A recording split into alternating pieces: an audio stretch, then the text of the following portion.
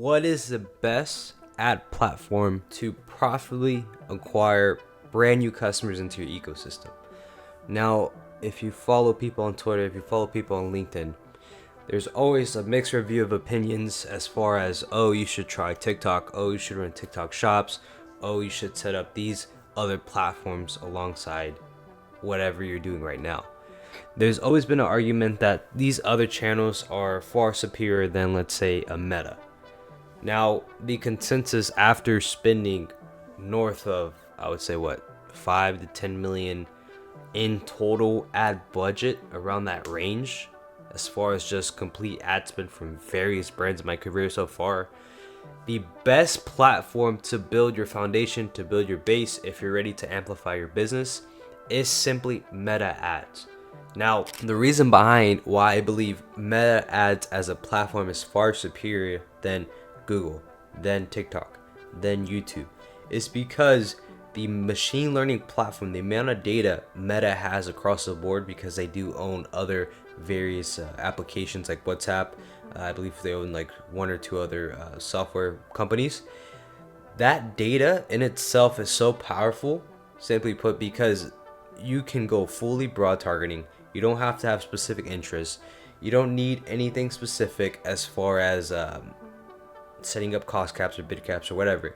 You could literally scale your ad account by going fully broad and just focusing on making better creatives. And as a byproduct, Meta's machine learning platform is going to attract the ideal customer profile based off your ad copy, based off your static images, so on and so forth. And the consistency at scale is far more efficient than if you were to take 10K and drop it in TikTok ads. Meta's machine learning platform is unmatched, and overall the consistency in the way you could get capital efficiency by going around your tests utilizing Meta is just far more efficient.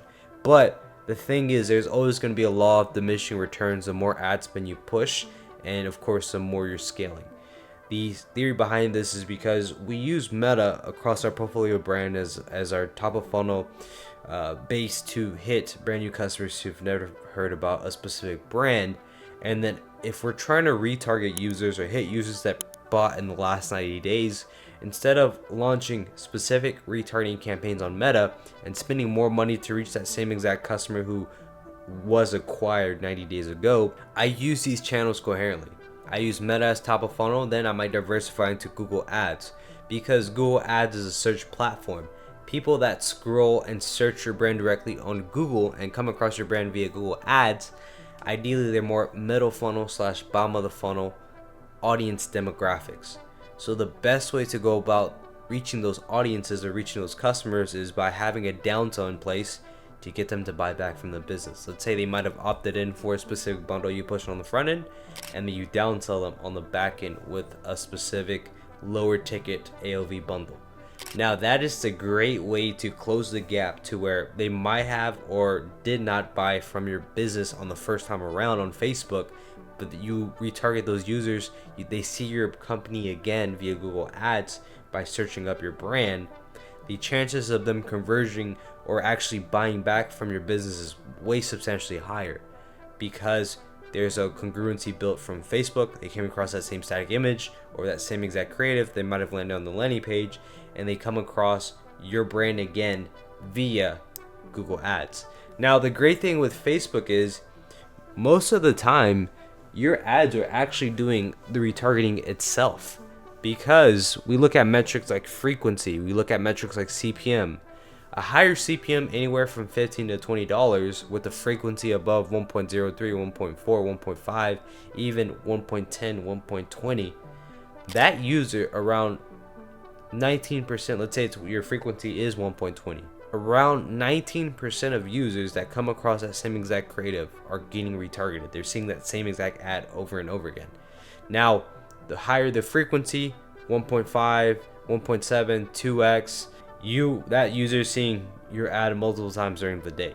And that's correlated with CPMs. This is why if you launch retargeting audiences, retargeting campaigns, you have a CPM around $25, $30, and the frequency at like 1.7, 2.0.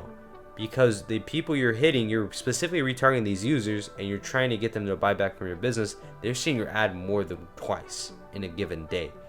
So Meta's machine learning platform is actively trying to place ad creatives at certain parts within the funnel. A cheaper CPM with a lower frequency is going to be more top of funnel broad awareness. That user might come across your ad once or twice. Now, the more impact you have, whether you're more specific with ad copy, you're more specific with creatives reaching out to a specific demographic, that's reflected in the CPMs. That's reflected in the frequency. Higher CPMs, higher frequencies, you're paying more money to reach a user, to retarget that user, to hit them multiple times during the year. So it's very important that you have a mix of both. You have top of funnel creatives, and then you have bottom of the funnel creatives. One cannot work without the other. The more top of funnel creatives you have, well, then the less your conversion rate's going to be as far as on a campaign level. The more bottom of the funnel ads you have, but a lack of top of funnel ads, you lack fuel for the entire funnel. You lack people coming into your ecosystem who've never heard about your brand. Now, the people that do, like what synergy looks like is we might have 3 to 4 top of funnel ads, we might have 1 or 2 bottom of the funnel retargeting ads that fit that threshold. And granted, we're not setting up retargeting campaigns, but we're more specific, we're more direct with our ad copy, we're more direct with the angles we have, we're more direct with the static images we're pushing. So it's very important to keep that in mind, that Meta thrives off creatives, off landing pages, off offers, off ad copy. The more you're specific with these variables, the more likely you have control over your demographic and ultimately acquiring top of funnel brand new customers. Now, the format I would always recommend is start with Meta first. If you're a brand new brand, you've never ran ads before, then diversifying to Google, because you're going to see a blended CPA actually improve compared to just one single channel, because there is a law of diminishing returns on Meta. If you cannot push more than 5 to 10 products and that's the end of your catalog, well then respectfully you're screwed. So you have to diversify elsewhere to reach that.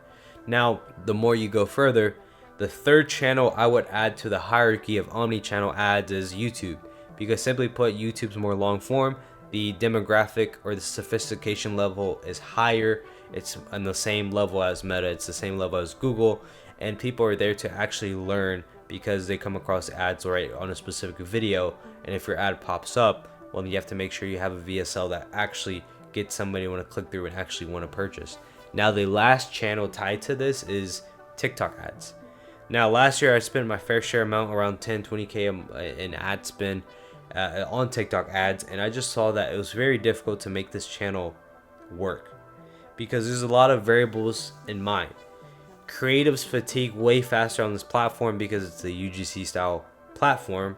You can't even promote static images. You need UGC ads, and as a byproduct, it takes anywhere from 3 to 4 weeks to get a batch of creatives to work.